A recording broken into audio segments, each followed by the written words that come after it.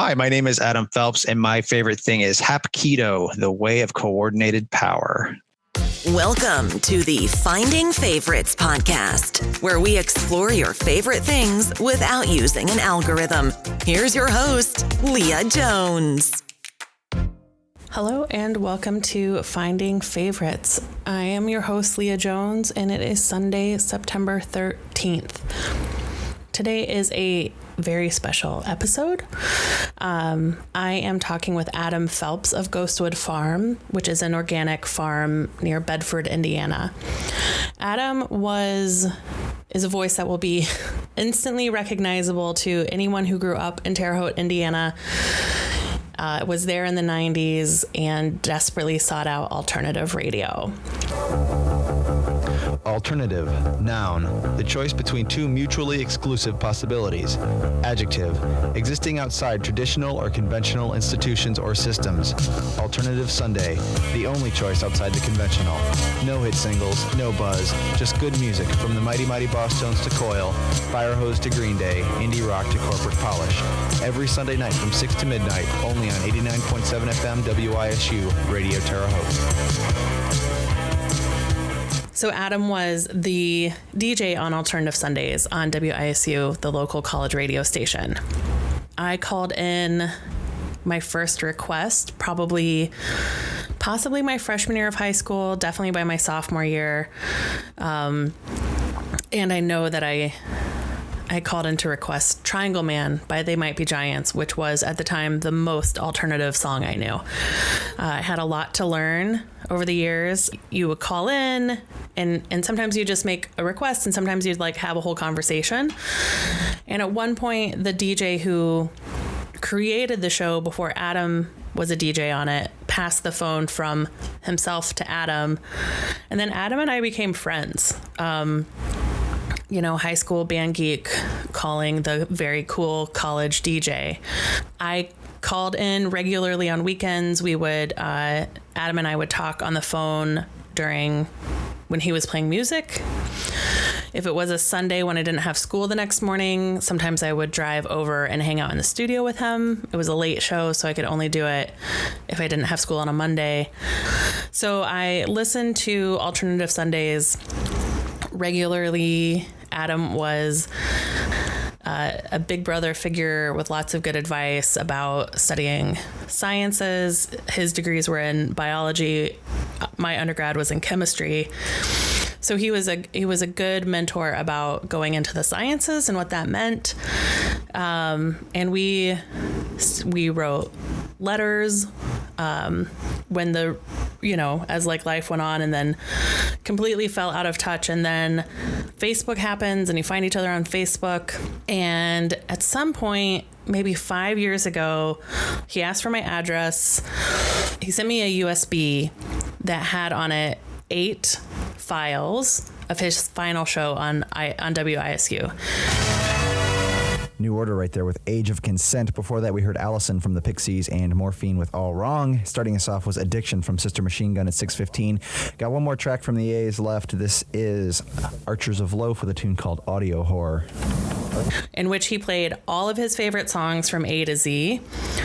And some songs are cut off because he's flipping over the cassette tape. Sometimes it was a 6-hour-long show. Too Much Joy with Train in Vain. Before that, we heard we heard Toe in the Line from Firehose, The Trees from Rush.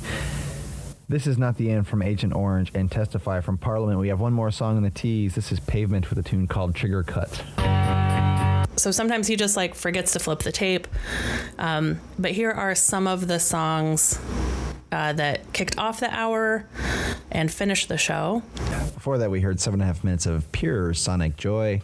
Sonic Youth with Moat. Last from 9 Inch Nails and Needle and the Damage Done from Neil Young started us off. All of those would have been in the proper sequential alphabetical order, but I was afraid I was running out of time, so I saved them for last just in case I didn't have time to play them. You know how that goes, I'm sure. So this is it. I'm done. I got 10 minutes. I got 2 more songs left, and I'm done for my life. I'll never do this again. It's pretty depressing. Not really, but kind of. Anyway, there's 4 people. Leah Jones, John Scott, Meredith Yellick, and Bill O'Connor. Thank you for your support. My number 1 fans, as it were. talk about it much, but just to give people some context about like who you are, other than my favorite college DJ from the mid 90s. Wow, it's a very specific thing to have a favorite of.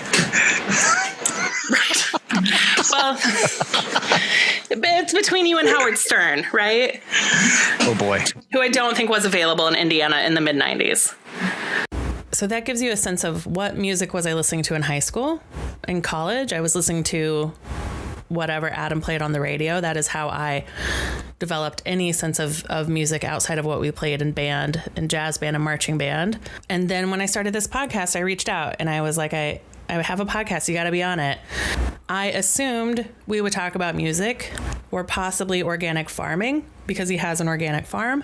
He decided that his favorite thing to talk about was martial arts. I hope you enjoy this conversation that is about martial arts, but also about organic farming and then music and a little bit about parenting during COVID.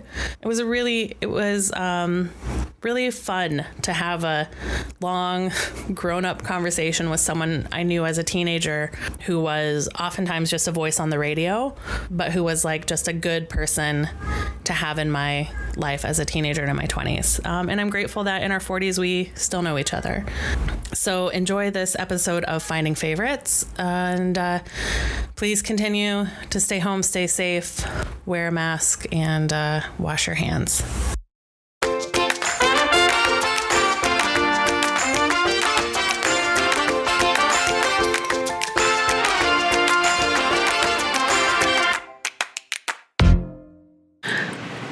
Welcome to Finding Favorites. I'm your host, Leah Jones, and this is the podcast where we talk to people about their favorite things and get recommendations without using an algorithm. I am really excited about today's interview. With me today is Adam Phelps. He's the owner of Ghostwood Farm, which is a chemical-free farm in southern Indiana. And this is the first time we have talked using not the internet. Well, we're using the internet. Adam was a DJ of a program on WISU in the 90s called Alternative Sundays. And so it actually came up. I don't know if I'll release this before or after my interview with Jason Diamond, but Jason and I talked about alternative music and music that we liked in our kind of 18 to 20-year-old selves. And so Adam was a big part of that. And so I'm really excited to have you here today, Adam. How are you? I'm doing very well. Thank you. Yourself? I'm good. So how has the COVID pause been for you and your family? Well, come to find out, I am made for working at home. So it's worked out very well. I mean, it's really hard on the kids. They're 10 and 12. And so my 10-year-old daughter has been doing a lot of Google Hangouts and stuff with her friends, but she hasn't seen many people at all. And my son has been a couple of times. He's 12. He's been to friends' houses to play. They'll like sit on the patio and play games and stuff. But it's been really hard on them. And now their school is going to be virtual only for the first month at least. So they're not going to get to see anybody. They start the 17th. So they're still not going to be able to see anybody in person for quite a while. We've been to see my folks live close by now. They're about 10 minutes away. So we've been over there a couple of times. Yeah, they moved down after they retired from northern Indiana. So the kids are usually over there 2 days a week during the week, which gives us a little bit more quiet to work here. And then we're usually over there one day on the weekend. So we get to see them still. We just started that though about a month ago. For the first part, we weren't seeing them. I mean, my folks my mom is 68, my dad is 70 this year. So they're kind of a little bit riskier in terms of the illness. So. Yeah. My parents are in their early 70s and dad had a stroke like a week after the shutdown started. And I just went to see them for the first time this last weekend. So I was in Terre Haute last week, and it was really hard. And it's a hard decision to make that it's, especially at the time when it just seemed like in Chicago, I didn't think I could get to a rental car. There was so much unknown about COVID at the beginning that I felt like just the act of going to get a rental car meant that I would be bringing it to them and definitely infecting them and killing my parents. So I stayed home maybe a little bit longer than I needed to, but COVID testing became really accessible in Chicago. So I got a test a couple weeks ago. It was negative. I stayed home for another week, and then I drove down just for an overnight to just sit in the living room and eat square donuts with them. I mean, yeah, it's super scary, right? Like first of all, like I'm 48 this year, which is unbelievable to me. And it's hard to sort of see myself in any kind of a risk group. I'm not in certainly the most risky group, but my folks are, man. And there comes a point where, you want to see them. And we got so used to being over there all the time, and they got used to seeing the kids all the time. In the summer, normally they're over there all week. Right. And so it's been weird and difficult. And I know my dad's having a super hard time with not seeing us more. He's having a super hard time in a lot of ways with this, but yeah, it's hard on him to not see the kids more. Yeah, I think it's hard on my dad because he's driving again, but like not to have anywhere to go. They're taking it very seriously, which is hard because in their friend group, everybody's not taking it with the same precautions. So it's really hard on them. But I'm grateful that they have a real desire for a longer life right now. And I'm really grateful for that. Yeah, absolutely. I mean, my parents are taking it super seriously. My dad wears a mask everywhere. And, we're south of Bloomington. We're a Bedford address. And so they're even closer to Bedford than we are. So when they go into town for groceries or whatever, it's to Bedford, and no one down there is taking it seriously. So when you wear a mask into Lowe's, you can hear the people talking about you. Right. And historically, that would have been a very bad idea to say something like that about my dad. And he's finally realizing, though, that he's 70 and can't just beat the hell out of everybody who crosses him anymore. So he's been doing very well. He's been ignoring it. Good. And continuing on with the mask, which is all that really matters, But that kind of thing, it puts a damper on everything. I have to really steel myself to go to the feed store. Like, I wear my mask there. I'm the only one. The guys who work there, they've known me for years. They don't give me any crap, but you never know when somebody's going to start something, and it's all these, it's a bunch of rural farmers, obviously, at a feed store. So it's just, you got to kind of steel yourself to go out when you're in Southern Indiana, maybe in a different way than in Chicago. Yes, in a very different way. It's not everyone is not wearing masks, but you have to have a mask on to go inside a business, and people are taking that pretty seriously. And I think we've had some state leadership, and I don't love our mayor, but I think on COVID, she has been a good leader. And I think Pritzker has been a good leader on COVID. And so, and they've made the right choice by, they're not going to open school. They're not going to open the school buildings this fall. They're going to have everybody go remote. And I think that's the right choice. Every few weeks I go to the grocery store, and otherwise I pretty much just stay home. And luckily, and that's why I started a podcast, because there's at least 2 hours a day that I'm not on the train, and I don't go out anymore. I'm just home all the time. And eventually I watched all the Netflix, and I realized I needed something else to do with my time. Yeah. So we've been really lucky that in Bloomington itself, masks are required inside buildings. It's mostly honored. It seems like today I had to run into town, well, for a couple of reasons, but I had to run to Rural King to get some stuff, and everyone in there had a mask on, and if you didn't have one walking in, they asked you to put one on. So at a store like that, it's kind of surprising and very gratifying, but we've been lucky that Lee's, where I do martial arts, we were able to open up in-person classes again starting in June. Everyone wears a mask. It makes it really hard sometimes, but no one's been sick like this whole time. So we've been able to stay healthy, and that lets us get out.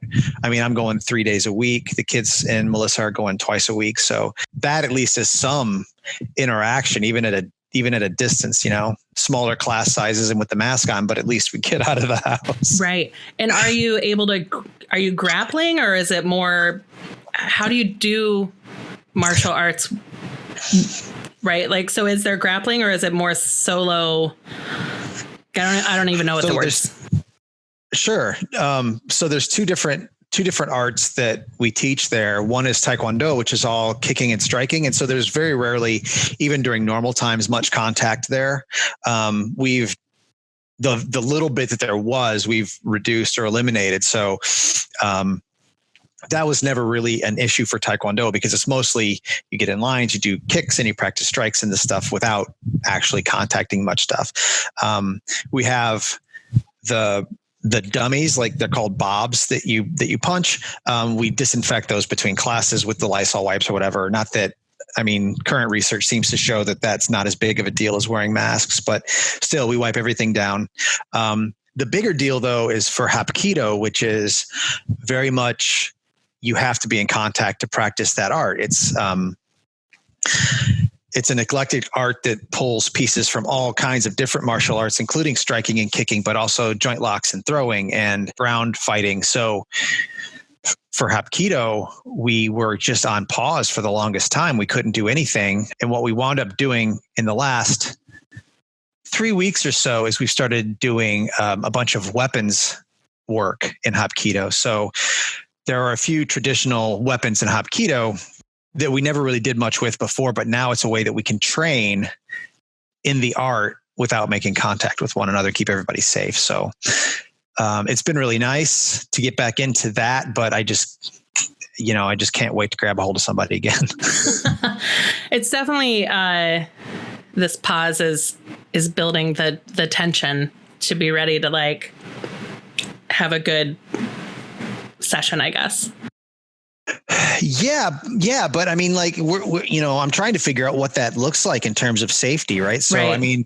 In the absence of something like an effective vaccine, it's just hard to see how that's safe. I'm not super concerned with skin to skin contact after some of the more recent research, but in order to throw somebody, you've got to be face to face. And even with a mask on, right, that's really tight quarters and really fairly dangerous if somebody's positive. So right. And also now we can look at the different ways that major sports are trying to do their sports during COVID. And there's the NBA bubble. There's the WNBA, I think, did a bubble. Soccer, the baseball is doing this local on your honor bubble. And that's been a disaster. So when it's a group of local people, and you can't bubble the people that you practice martial arts with, or maybe you do. Maybe you say for 2 weeks, we're gonna have an intensive, and we're all gonna quarantine, and we're gonna get a COVID test, and then we're gonna have 2 weeks on. But I don't know how you. I agree. I think it's going to be difficult to do before there's a vaccine. It's a little bit, it is. It's heartbreaking because it's something that I was getting very, very involved in, especially that Hapkido part. I earned my black belt in Taekwondo in October of last year. So I'm almost a year in with a black belt there. Once we could actually start Hapkido again, I earned my red belt in February, right before this all broke. So from there, it's about a year of intensive training to your black belt. So I'm already way behind because we couldn't really do anything for months. Not that it's a race, and I'm going all the time. It's not that rank is the only reason to participate. And as a red belt, it's a milestone. Oh, it's absolutely. Something to work towards. And that is important to your psychology of why you do something, is measurable progress.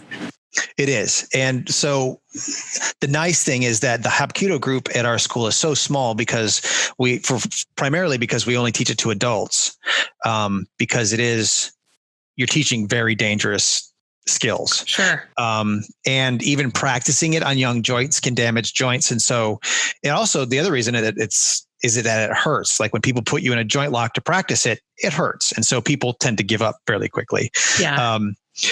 So the group is very small. One of the things that's been really gratifying to me is that since we've started the weapon stuff, the leaders of the school have basically turned a lot of that training over to me. And so I've been leading. Today, I taught a class. There were only 3 of us there, but one of them was a 6th Dan black belt in Hapkido and Taekwondo, and I was leading the class. And it was mostly like bow staff, so 6-foot staff work, and then he was integrating some other stick stuff that he knows. And the third student was integrating some stuff with cane that he knows. And so none of us are expert in any of these weapons, and so we're all just sort of bringing the things that we can find and teaching them to one another, and just building and building and building on these really basic drills just to keep motivated to stay with it, because it was a very important part of all of our lives, our small Hapkido group. And so to just have it disappear completely, it was really difficult, I think, for all of us.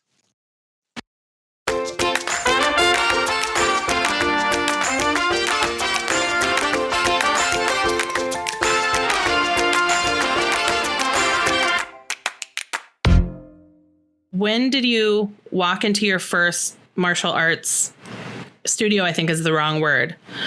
But like when was the first time what was the first style that you learned? Why did you start learning it? Talk to me about how you got started on this path. So we started, honestly, many years ago. My son, when he was little, one of the first things I remember him wanting to be when he was a kid was a ninja teacher. He didn't want to be a ninja. He wanted to teach ninjas. And so when he was young, we got him. I didn't want to start him right in martial arts. So we started him in gymnastics, and he took 3 or 4 years of gymnastics. And honestly, like, it didn't really matter much. He phoned it in most of the time. He wasn't super interested in it. So after a while, when it was clear that he had burned down what he was going to do in gymnastics, we were like, okay, well, let's try Taekwondo. And honestly, I can't remember how we came to the school where we go, Lee's Martial Arts in Bloomington. I went to a class myself first to sort of see how it was. They give you a free class and you can try it out. And so I went and did a Hapkido class. That's a good way for you to find out like how they're approaching it and how they're like their style. Are they yellers? Are they supportive? Right. Right. No, that's exactly right. And yeah. I mean, I have a good friend that I've known since high school who got his black belt when he was in high school. And so I've heard through him and through some other people, like some horror stories about these people who are in these really strict schools that just wasn't something I wanted to be part of. Right. So I went to that first class and there were just 3 of us. It was a Hapkido class and they were really supportive and really friendly and everything. And it was great. And so I was like, okay, well, Ian can sign up.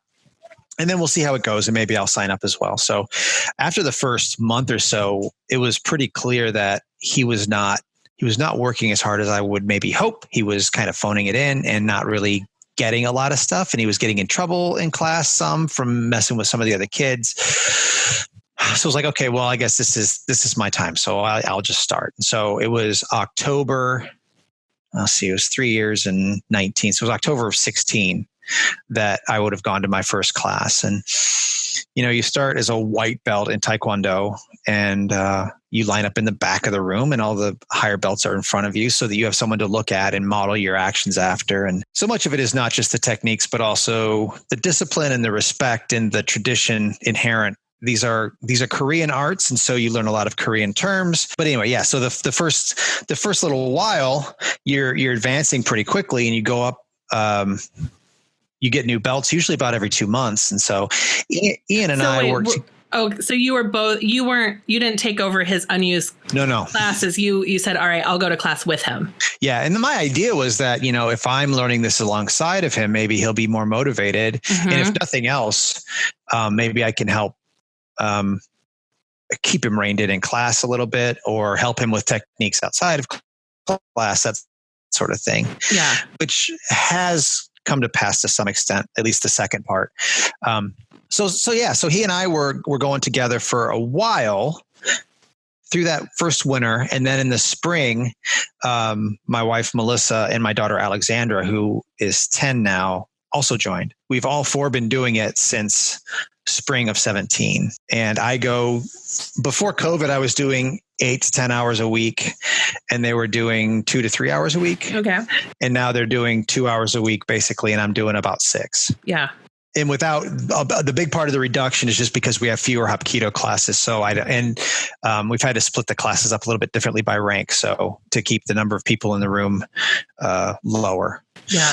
Once everybody was going, it's been really great. It's a thing that we all have in common, that we all have a common language about and interests we all share. Although actually still Ian is still the least interested in what we're doing. So he's the catalyst. In terms of the martial arts.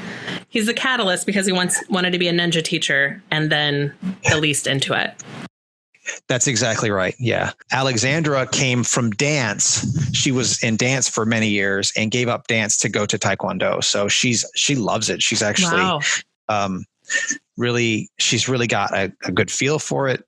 She's really into it. She'll practice with me out of class and stuff. So it's been a really cool thing for all four of us to share. That's great. 'Cause dance and Taekwondo are both, I assume they're both like high body awareness sports. You have to really know where your body is going, how it moves. You have to have some small muscle control. So it seems to me like it's a great transition.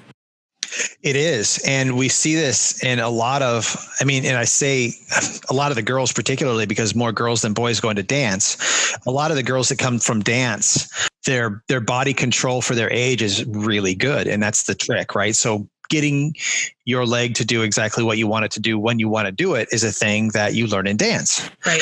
And the movements are a little bit different, but like a lot of the things that we focus on in Taekwondo are set patterns of movements and techniques called forms.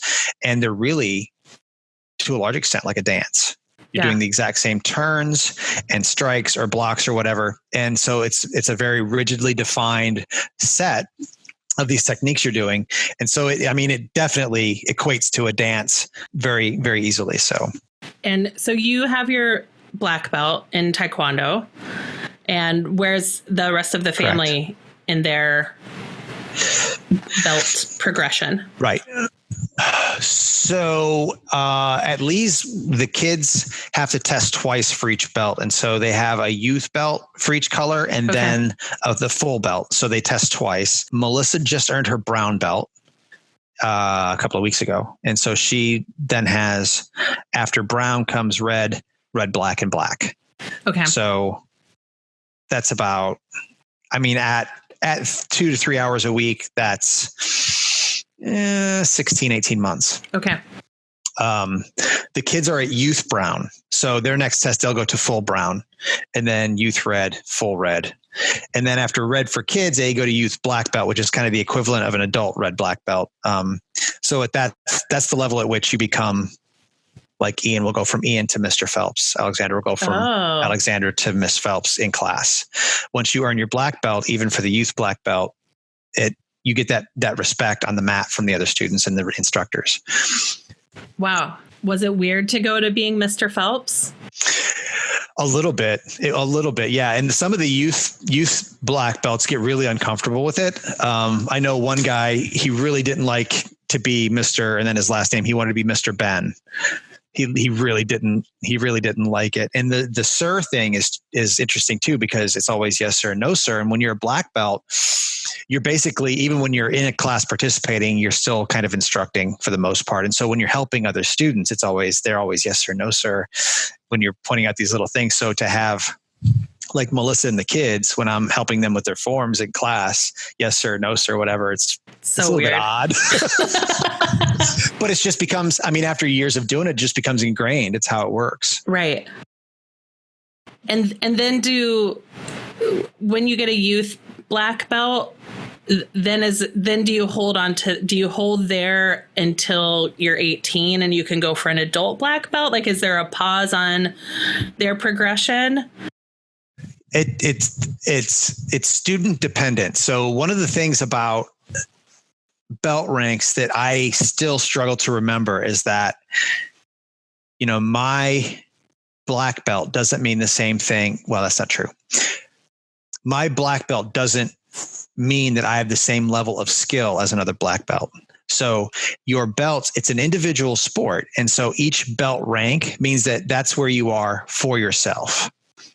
I got my black belt when I was 47. I'm never going to be able to do like these vertical side kicks like the kids can do. Like it's never going to happen. Right. But I was where I should have been. I had the techniques I needed, and I was where I should have been to get my black belt. So it's kind of hard to wrap your head around when you see some black belts that maybe have less skill than you do. Right. But then you have to realize that that's where they are for them. And so it's the exact opposite of a standardized test. That's exactly right. That's exactly right. The instructors, when we decide if somebody's ready for their black belt test, it's based on their ability. So we have had students, and this was before my time, but I've heard stories about, like, we had one person who reached brown belt who was paraplegic. They literally couldn't do the kicks, but they did all the forms in their wheelchair. Yeah. They did the strikes. They did everything they could. And then it wasn't that, they cut them off at brown belt. It was just that they quit coming. Yeah. So that base ability, if you've got, developmental disorders or whatever that are preventing you from being able to learn some of the techniques, then that's the way it is. And you're measured against your own progress and not somebody else's. That's phenomenal. It really is. It really is. It is just so the opposite of the society we live in, the schools we're bringing our kids up in, to really look at individual learning, individual abilities and capabilities, and to judge everyone on their own merit. It's just not the world we're in today. Right. So it shouldn't. I just feel like it's like a paradigm breaking concept. It is. I think one of the things that it's easy to get into a certain mindset of, well, if I kind of phone it in from the beginning, then they're not going to know what I can do. And that's not something that certainly we would allow to go on. Like, we definitely make sure, especially the kids, really push themselves and do as much as they can. Like in Taekwondo, all kicks, because there are formalized Taekwondo sparring and fights and whatever, like at Olympic levels. All legal strikes and kicks have to be above the belt. And so when you've got kids that are kicking at levels that aren't high enough, you've got to get your kicks up. Now, having said that, myself, there are no kicks that we do that I can't get above the belt, but my side kick is just barely above the belt. That's as high as it's ever going to get. Like, my 48-year-old hips don't rotate far enough to get up there any higher than that. On a good day, I can kick Bob at head level, but only once. Yeah. So, when they're young and flexible and we can push them to make their body do things, that's a little bit different than having other kinds of impediments to learning the techniques. Right. I have a friend that I traveled with in Poland last year, and she's a competitive ballroom dancer in a wheelchair. And it was fascinating to hang out with her, and just from like doing like the day trips and touring with her, and then at night either going out dancing with her or watching the videos of her competitive dance and seeing what I know of ballroom dance and how it is reinterpreted as an adaptive sport, and that those doors are all open to her. And she's traveled the world as a competitive ballroom dancer because ballroom dance makes room for all people. I wonder how that's interesting. So she's competing against all different people, and it's not like, well, it's adaptive.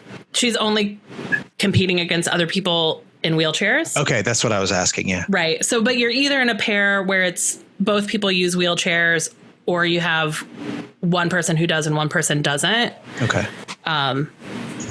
So, right. She's not competing. Right. So it's an adaptive sport, but it's still been phenomenal to see how it's been reinterpreted for her body. Sure. Yeah, that's really interesting. So my friend Jim, who who got his black belt when he was 16, did a brief stint. Actually, he's gone back and forth with some competitive dancing stuff as well. I think there's a lot of trade-off between the two groups, but that's interesting. I'll have to ask him if he knows much about that. He did some in Chicago actually for a while. Oh yeah, I did. I took some tango lessons in Chicago because I've like flirted with ballroom dance on and off. But I'm very tall.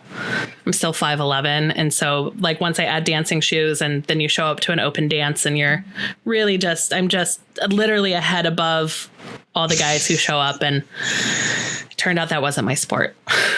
Yeah. My best friend from high school is like 6'6" and his wife is 6'2", and they ballroom dance competitively all around the country. I bet they are amazing to watch.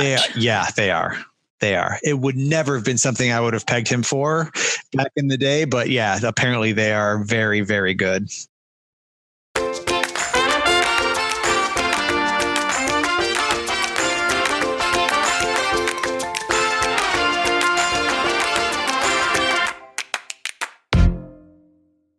I think every day there occurs to me a new type of hobby that people, so my sister's oldest is a sophomore in high school and in his second year of marching band.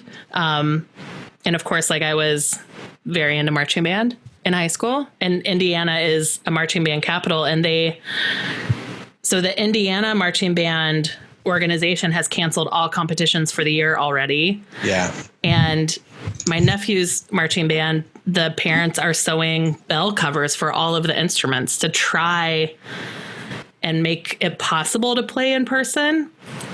But I'm not sure that's going to get to happen. Yeah. So like the high school kids missing out on music, that breaks my heart. Yeah. I mean, my wife and I were both in marching band all 4 years we were in high school. And I don't know how much different. Like I don't play saxophone anymore. I haven't for years, but I don't know how much different my life would have been during that time. Certainly without marching band. She got really upset when they canceled it. Not that our kids participate, they're too young still, and neither one of them plays a wind instrument anyway. But yeah, it was just like, a whole generation is just losing that. Hopefully not for more than a year, but who knows? Yeah, I can only think of this in like semesters at a time. I mean, I'm hopeful that maybe by next Memorial Day, we'll get to travel more safely. I don't think there'll be a vaccine by then, but either by May, we'll be able to travel more safely, or by May, we'll just live in a completely fascist state and it won't matter anyway. So like things could either, go either way right now. Yeah. Yeah. I mean, for me, November to February scares me a lot. That scares me a lot.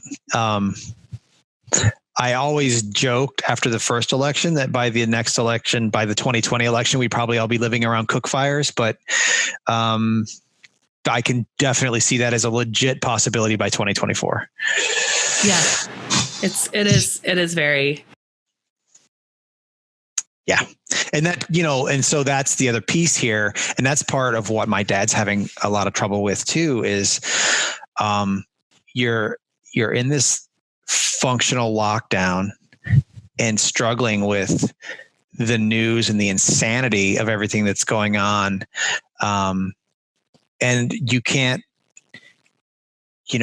go out and get a drink to help. Your friends can't help you process it, except for in the echo chamber of Facebook. Or if you can occasionally, like we have a small group of friends all around the country that we occasionally will do a Google chat with. Yeah. But man, it's hard because you're just stuck there with a screen all day long. And for me, it's really hard for me to stop myself looking at it. And so it just compounds the frustration and the restrictive atmosphere that we're living in. It's so hard not to be able to see people,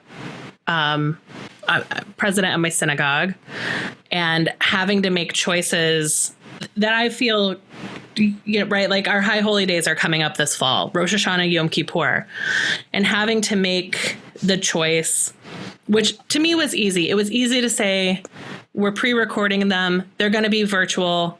You're going to stay home. Like, singing inside of a church or a synagogue is as dangerous as going to a bar right now, because you can't help yourself. You are going to hug people. Everyone who comes to a synagogue, not everyone, but half the people who are coming to synagogues are highly at risk for COVID.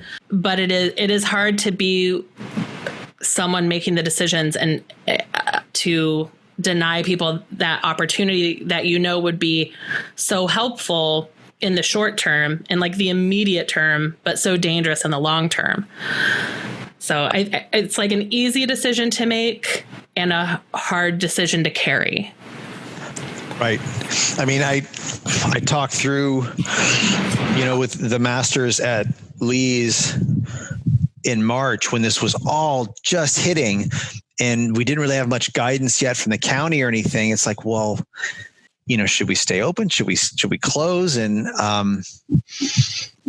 it was pretty clear to me that it was not a good idea to stay open. And, I'm gratified that that's what we did. And we did close for, mid-March through May, we were closed.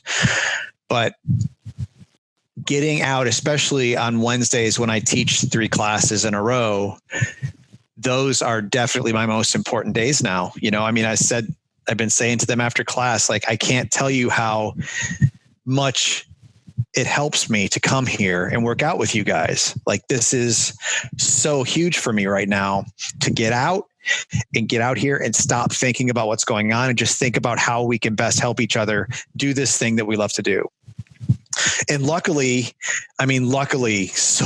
nobody's been sick in there, because I don't know what would happen then. Yeah. Like if somebody tested positive tomorrow and emailed us, was like, oh, you know what? I got positive. Well, I don't know what the protocols are. Everybody who was there on the night that you were there, but with a 14-day incubation, you almost just have to shut down again. Yeah. So that scares me a lot. And I've been really happy that everybody who goes is taking it super seriously when we're in there, and everybody's wearing their mask the whole time and everything. So that's been great. That's good. It probably helps that these are traditions that have respect and discipline at the core. And so when you are talking to the masters and the people who run Lee's with you, or who run, right, when you're having those conversations and you're sharing the decisions, it's not a democratic system, right? Like it is a system that has respect at the core. Yeah, you're right. As far as I know, we've had one parent who was, even then, she was completely respectful about it, but she said, my son has trouble breathing with the mask on. Like, I would really prefer it if we didn't have to do this. We're keeping the distances between the students, blah, blah, blah. And the masters were like, no, we're not going to do that. And, if he has to, the nice thing about modern technology, of course, is that we were able to come back a month before we could open in person, and we were doing a Facebook Live class every night. And so we could participate from home. And so we've continued doing that, even though the school is open, for those who aren't comfortable coming back yet. So at least one class every night is broadcast on Facebook Live. So it's like, if he's not comfortable with the mask, you're welcome to participate from home. We'll give you the attendance award, the attendance for it. It will count.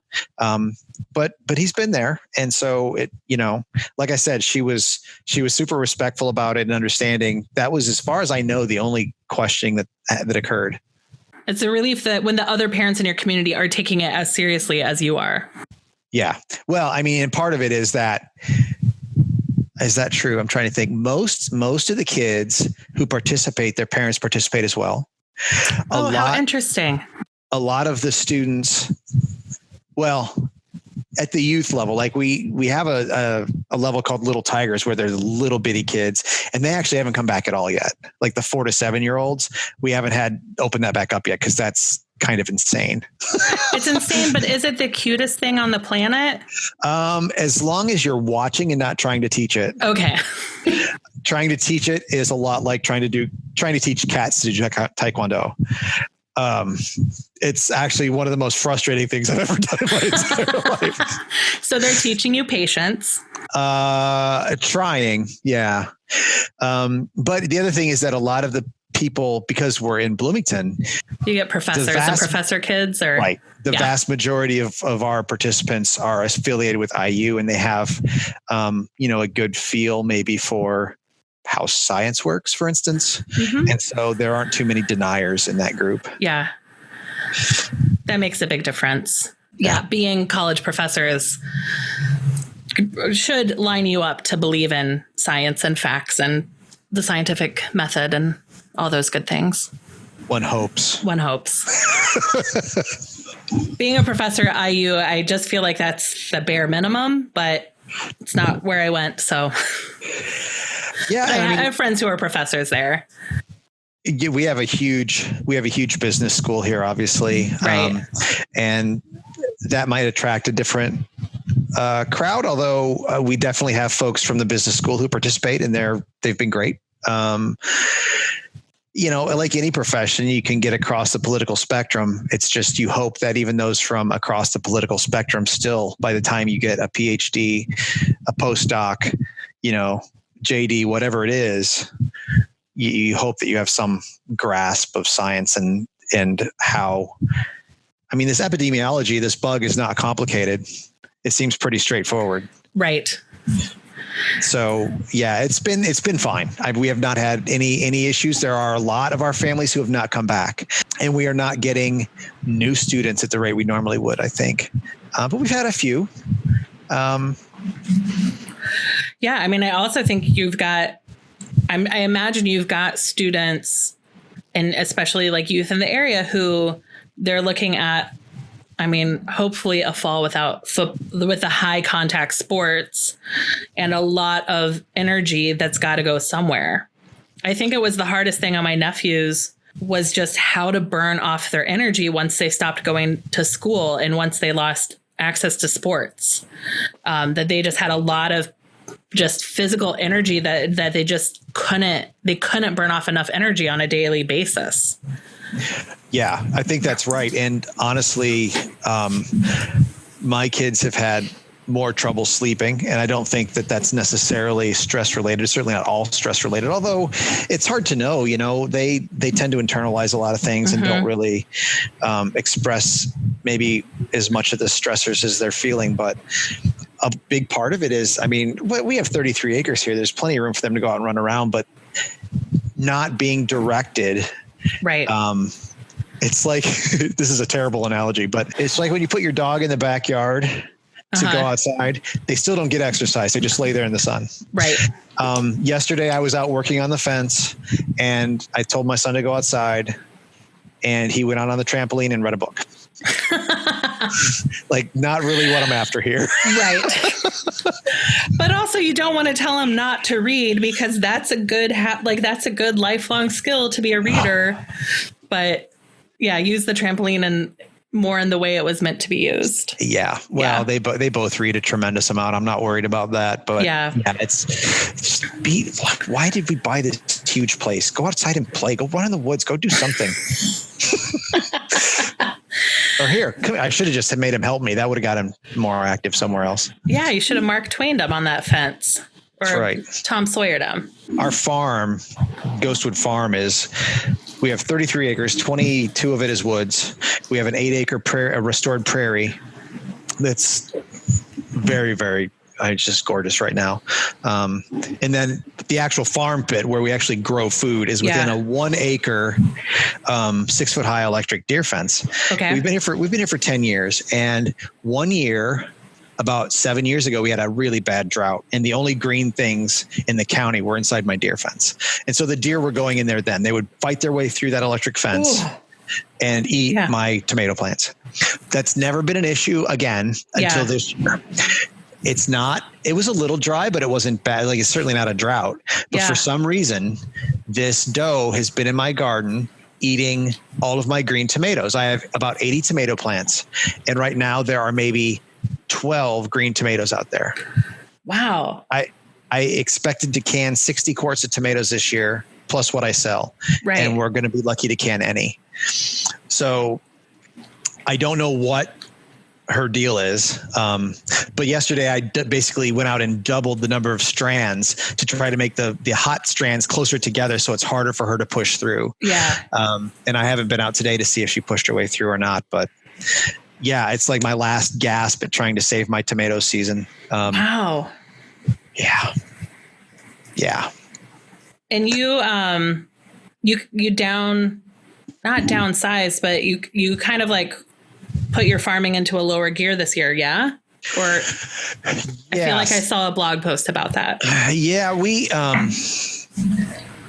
So for the last 10 years we've been here, and I have gradually gone inside that farm fence. There are 17 8 by 100 foot beds. And in most years I have planted most of them in annual crops. So, tomatoes and peppers and cucumbers and butternut squash and things like that, pumpkins some years. And it takes just a tremendous amount of work. And by the time the end of the summer, actually by now in most summers, they're so overrun with weeds that I'm losing a bunch of stuff anyway. Yeah. And the reason for that is because I work a day job. I just can't do both things. Right.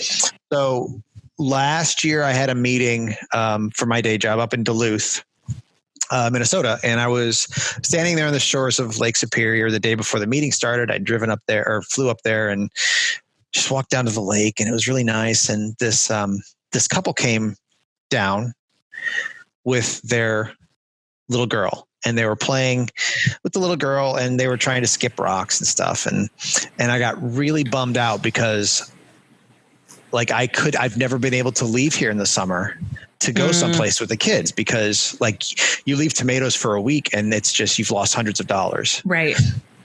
I made the decision right there, standing on the shores of Lake Superior, is like, well, this is dumb. Yeah. I'm just wasting these summers. So what we did this year instead was we put in 26 apple trees. Okay. A bunch of 30 raspberry, 30 blackberry, and 200 strawberry plants. And so in addition to the 400 or so asparagus plants we have, that takes a bunch of my annual beds out of rotation, and they're in permanent crops now, which does a couple of things for me. It gives me less room to have to deal with weeds and everything, because those permanent beds, once they're established, won't be as problematic. The other piece of it is that they have those foods have very defined harvest times. So blackberries are only there for a couple of weeks. I don't have to pick them all summer like I do tomatoes. Right. Raspberries are only there for a couple of weeks. Same for strawberries. So by branching out kind of into those perennial crops, we should be able to still have a fair piece of income, but without quite as much work after the initial year or two. Yeah. And then I've still left beds out there. I mean, I've got a bed this year of squash instead of 3. I've got half a bed of watermelon instead of 2 beds of watermelon. Right. I can't stop myself from planting a lot of tomatoes, but there's 80 tomato plants instead of 200. Okay.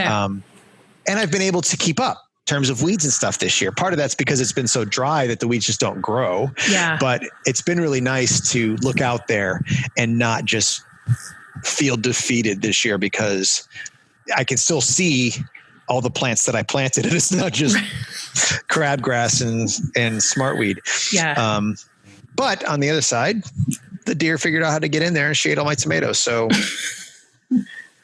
you win some, you lose some, I guess. Yeah. Luckily, and one of the big reasons why I'm working on the fence to make sure it works before winter is that I can't have her in there eating my apple trees. Right.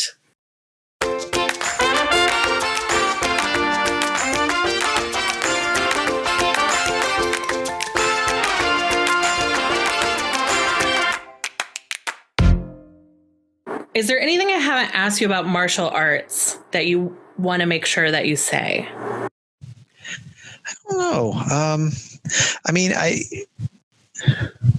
The most important thing to me has been in the last year, going from just being a student to being an instructor as well. That's been fantastic. I mean, anybody who's ever taught anything knows that you learn it the best when you teach it. And the old legends or traditions are that you don't really become a true student of any martial art until you reach black belt. And I was just talking with one of the masters and a current red belt the other night. I was trying to help the red belt with this spin kick. And I said something to him that resonated with the master from across the room. And he came over and said, did I hear you just say this? And I said, yes. And he said, that's exactly what I thought when I got to black belt. He's like, when these things just start to click. And part of it is that you're on the spot, right? Because now you're a black belt, you're in the front of the room. Everybody's looking at you to do the right thing, to set an example. And also you have to break down all of these things that you only had to break down for yourself before, but now you have to show others how to do it. And so it becomes much, much more serious and much, much easier to learn the really tiny bits of finesse to make your techniques better. So I have really, it has meant the world to me that they have trusted me to be an instructor. I guess the only other thing that I would really say to anybody who's listening that's thinking about it, if you're interested, start right now, because I started when I was 44 and I am in no question the best shape of my life. It's not just because of martial arts, but it's in large part because of martial arts, not only because of the training I do in martial arts, but because I work harder outside of class because I want to be better in class. Like I started running. You started running? Running. I started running. Running is insane. Running is the worst thing that there is to do. It's a terrible hobby. It is. It's terrible. I can run 2 miles without stopping. I would never have thought that was possible. Wow. And the only reason I'm doing it is because the cardio makes classes so much easier. Right. So like those things, like my bike rides, I like riding my bike and I have a 16-mile loop locally that I can do. It's relatively flat for Southern Indiana. Mm-hmm. But really, like the quad work from the bike really translates to kicks, and the cardio really translates to Taekwondo. So they feed off of each other. Yeah. Running is a different set of muscles from bike riding, but it's different leg muscles. And so I feel like it's been life-changing in a bunch of ways, but it has made me completely, I mean, I can't even begin to express how much more flexible I am now than I was 4 years ago, how much lighter I am, how much better shape I am cardio wise. It's done a huge amount of benefits for me. We had a student start today who is 69 years old, is going to come in as a white belt. Wow. So don't ever think you're too old to anything to start. Yeah. I've seen a bunch of people start. I've seen people drop, 100 pounds because they get interested in it. Mm-hmm. And it's like, you know what? This is easier to do if I'm a little bit lighter. So I'll get a little bit lighter, and then it gets a little bit easier, and it feeds on itself. If you get interested in it, if you get to working at it, it really feeds on itself. So if you've ever been interested, yeah, go ahead. Was it hard to, in your mid 40s, and like you're an expert in your field, you're an expert in so many of your other hobbies, was it hard to like humble yourself as a beginner in something again? How long had it been since you'd even been a beginner in anything? Well, that's a good question. I think, it had been a while, I guess, because really when I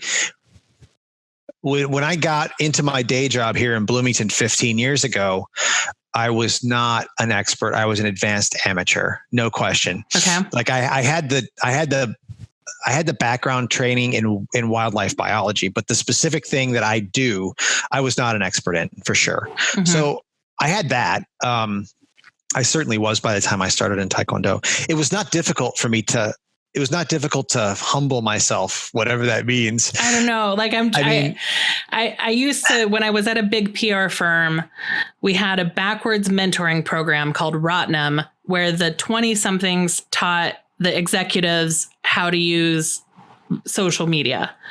And we would teach them one-on-one because they were too embarrassed to learn publicly a new skill of their industry.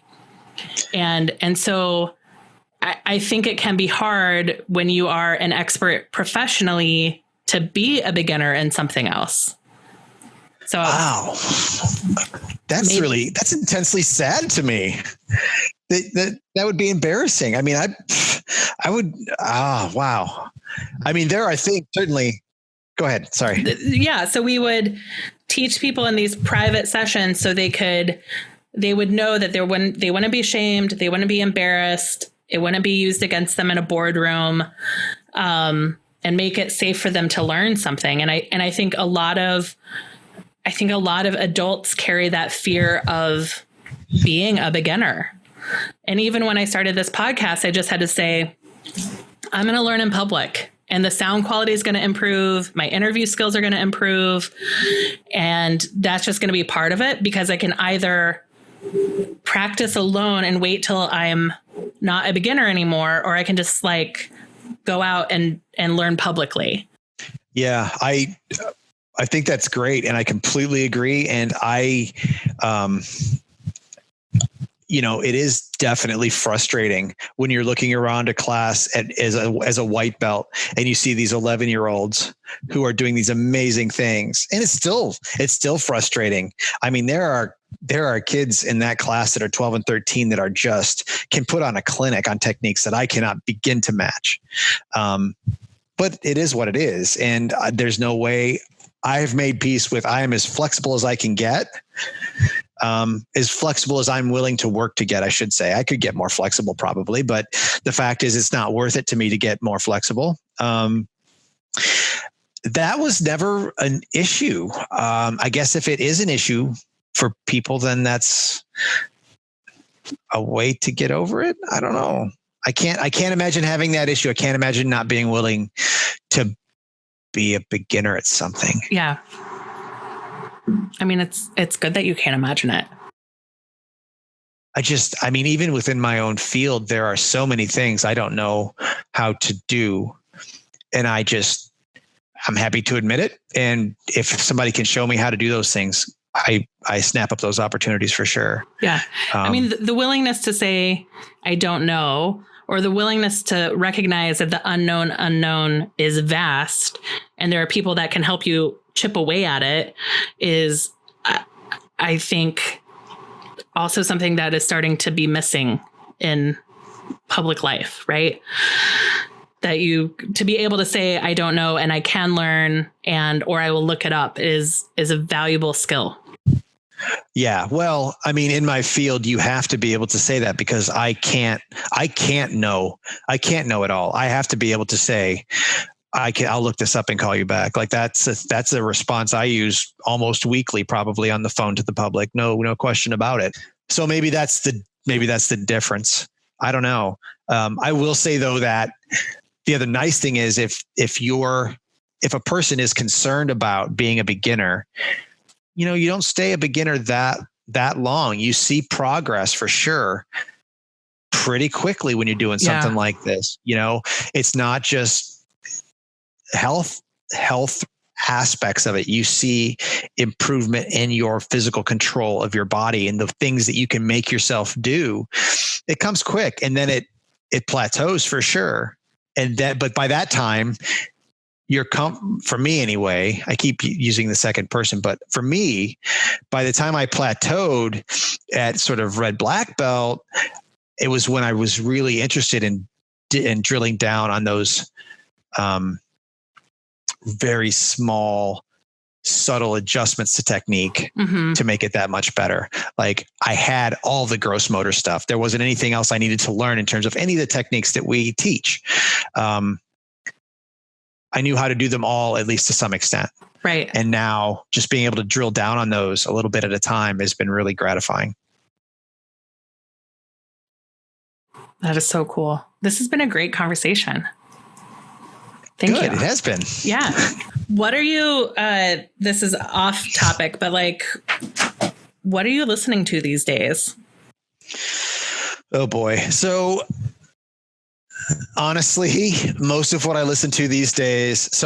There's two pieces to that. One is that I bought a turntable and speakers about COVID's time. Yeah. And so I've had some records that I haven't been able to listen to in a long time, but I've been slowly building up some wax. And so I have only a couple of dozen records that we listen to regularly in the house, but the biggest rotation there, I've got a lot of old jazz that we throw on, but the most recent Nico Case record is the only one of hers I have on wax. So we listen to that one a lot. My daughter's a huge Nico Case fan. And Sign of the Times by Prince, we listen to a lot. The other part is that in the car, when we discovered Letterkenny, it's on Hulu in the States. And so we actually paid for Hulu and got Spotify at the same time because it was a package thing. So I have paid Spotify and I have a playlist of all this great new music that I've discovered through Letterkenny.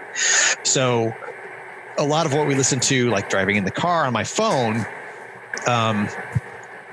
Tune Yards has come up a lot. What else?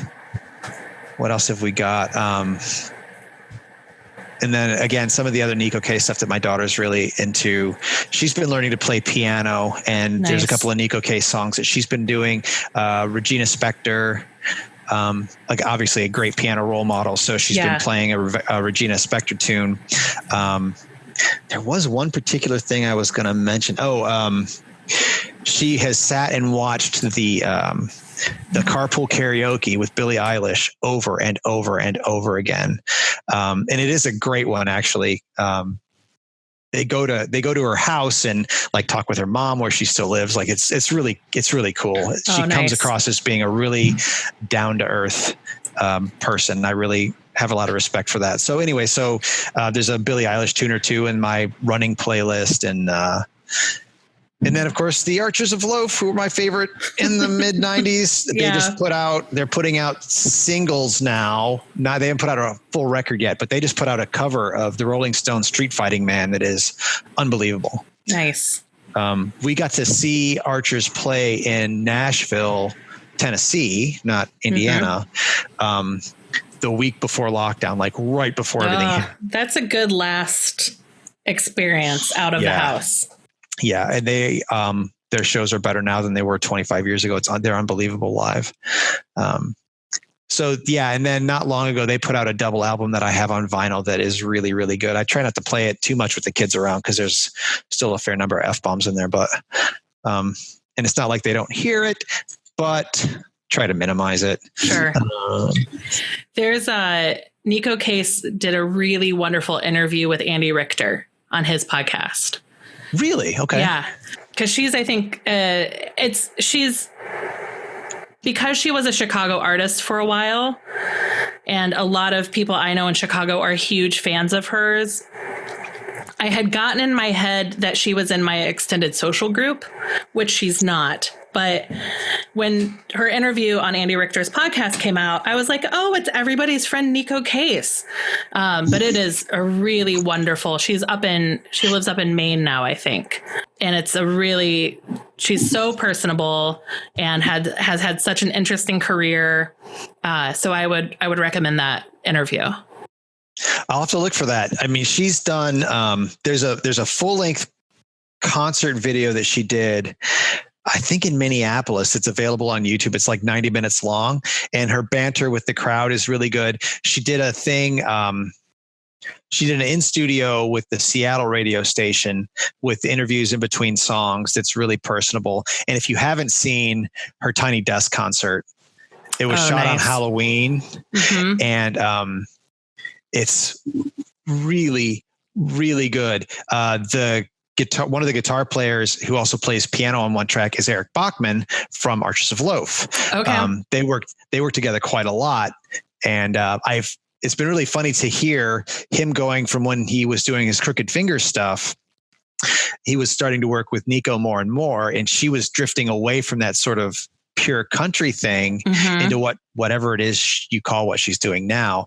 But I've been able to really hear and I might be making it up, but I feel like I can really hear their influence on one another in terms of the musical style. And it's been really cool to see the two of them drift away from what they were doing separately to a more similar thing to one another now. It's been really neat. But no, it's hard for me to get enough Nico. She's just everything she's done since at least Fox Confessor is just unbelievably good. Well, I've just finally started using Spotify. I was a holdout for a long time because I had a few very finely tuned Pandora stations. I've got a Pandora station based off of, but I have this like rooted in hip hop, but with a lot of blues channel. That's my go-to channel when I have people over. So it just took me a very long time to go to Spotify. And then I found my box of mixtapes last week. And I was like, I'm going to take these mixtapes that I made in the 90s that are definite moods. And I'm going to put them on Spotify as mixes. And then I did a couple of those. And then it started the algorithm. It's a very good algorithm. It got me real fast. It does. And honestly, I mean, it's a little bit disappointing, but typically whatever comes on at the end of any of my playlists is typically mid to late 90s indie rock, strangely enough. Yep. Shocking. Yeah. A lot of Pavement coming up for some reason. I don't even listen to Pavement, but it just seems to be like what they think is my wheelhouse. Yeah. Well, Adam, it's been so great to talk to you. And, really probably one of the longest conversations we've ever had, because most of the time that we actually knew each other and talked either on the phone or in person, it was maximum 3 songs long in between station breaks. So this has been really nice. That's true to some extent, although I do recall about the time I graduated seeing you socially once or twice. Yeah. But right. When I was driving the hearse, I came by a couple times. But yeah, you're probably right. No, this has been great. I really enjoyed it. Awesome. Well, is there anything that you want to promote? Can people who aren't in Bloomington take the classes at Lee's, or should people just go and find their local studio so that they have a local teacher when the world changes again? I mean, especially on Wednesdays, you are welcome to tune in to Lee's Martial Arts Bloomington on Facebook Live and watch my class. I don't want to invite you to somebody else's class, certainly if you're not one of our students, but you're welcome to hang out with us. We do some Taekwondo, and then I'll do a Hapkido class. I'll do one of each classes on Wednesdays. But yeah, if you've ever been interested, anybody ever been interested in this, go out and check out your local school. They will probably have something where you can test drive their program without paying and give it a shot, because you'll never know otherwise. And I think you'll find yourself really enjoying it. Great. Well, thank you. You bet. Thank you. Thank you for listening to Finding Favorites with Leah Jones. Please make sure to subscribe and drop us a 5-star review on iTunes. Now, go out and enjoy your favorite things.